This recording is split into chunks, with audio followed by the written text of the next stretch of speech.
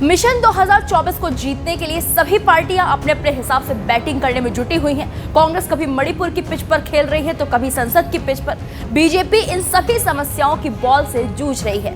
वहीं पूर्व राज्यपाल सत्यपाल मलिक बीजेपी को रन आउट करने के लिए एड़ी चोटी का जोर लगा रहे हैं। कभी पुलवामा के मामले को लेकर हमला बोलते हैं तो कभी राम मंदिर को लेकर। एक बार फिर उन्होंने बीजेपी पर बड़ा आरोप लगाया है। आरोप के बारे में बताएं उससे पहले आपको सत्यपाल मलिक का पुलवामा वाला बयान याद दिला देते हैं। पुलवामा हादसा जब हुआ, सत्यपाल मलिक जम्मू कश्मीर के राज्यपाल थे।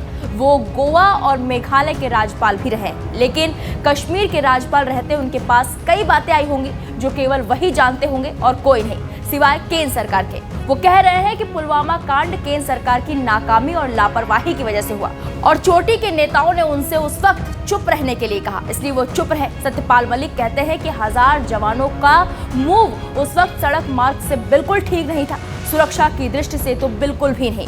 खैर, विमानों की मांग से संबंधित सीआरपीएफ की दरखास्त 4 महीने तक गृह मंत्रालय में धूल खाती रही और आखिरकार ये अनुमति देने से गृह मंत्रालय ने इनकार कर दिया।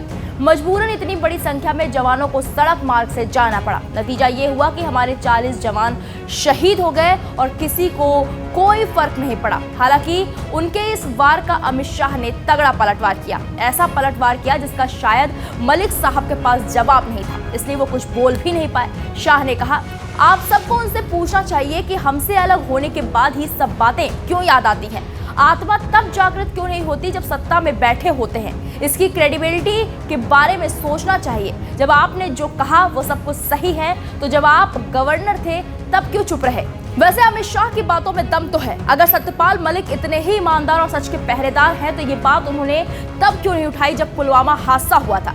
तब क्यों बड़े लोगों के कहने पर चुप्पी साधे रहे, बोलते, सच को सही रूप में सबके सामने रखते। पद के लालच में चुप बैठना या बैठे रहना कौन सी ईमानदारी की किताब में लिखा है। अब जब पद ही नहीं रहा तब ढिंढोरा पीटते फिर रहे हैं। इसका क्या मतलब समझा जाए। जब पद नहीं रहा तो ढिंढोरा पीट रहे हैं और अब उनके ढिंढोरे को कोई सीरियस ले ही नहीं रहा।